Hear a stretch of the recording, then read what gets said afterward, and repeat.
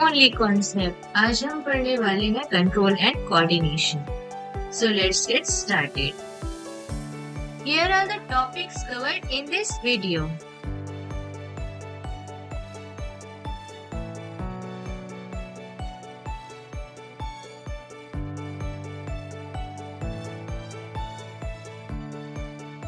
In the last part, we have solved some questions. In this part, let's solve some more questions. The first question is, draw the structure of a neuron and explain its function. Here is the neuron structure. First question comes in our mind is, what is a neuron? Neuron is nothing but the basic building block or the basic cell of our brain. Let's understand this. Neuron has three main parts. First one is dendrites, second is cell body, third is axon. Dendrites help to receive the electrical signals from other neurons or sensory receptors. Cell body contains the nucleus and processes the signals. Axon transmits the electrical signals away from the cell body to the other neutrons or the nucleus. Now, what's the main function of neuron? Neurons are specialized to transmit the electrical impulses throughout the body, allowing for the communication between brain, spinal cord, and other parts of the body. So here comes the next question. Question says, how does phototropism occur in plants? First, you have to understand what is phototropism. So, phototropism is a growth response of a plant to light. Let's understand this with an example. Have you ever seen, you must have seen some plants where the leaves grows towards the sunlight. So, it is the same mechanism that follows. This phenomena is called as phototropism.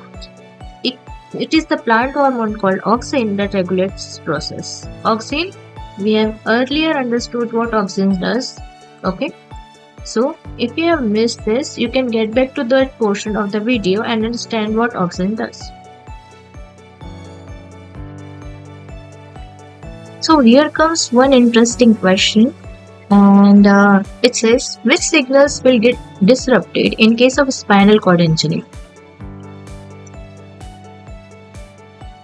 So let's understand this.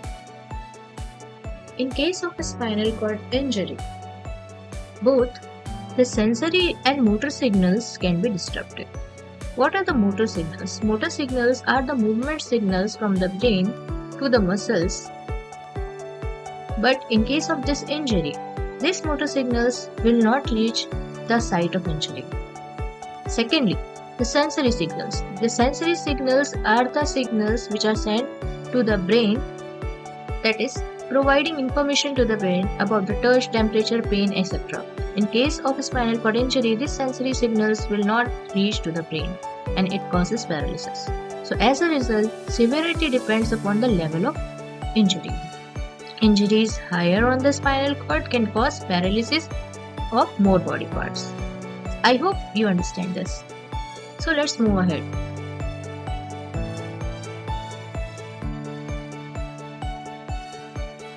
So next question is, how does chemical coordination occur in plant? Let's look at the solution.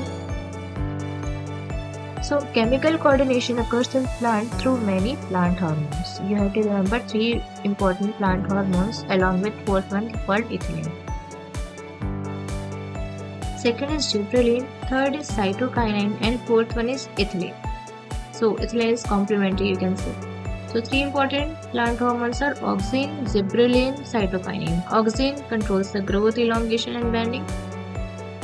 Gibberellin stimulates the growth, seed germination and flowering, and cytokinin promotes the cell division and delay aging. So these are the three important plant hormones that you have to remember. And last one is ethylene. The main function of ethylene is to regulate the fruit ripening and lip shedding. So these are the hormones you have to remember.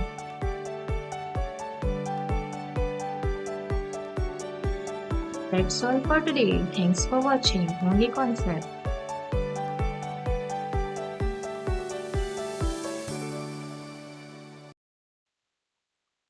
And don't forget to subscribe if you like the video.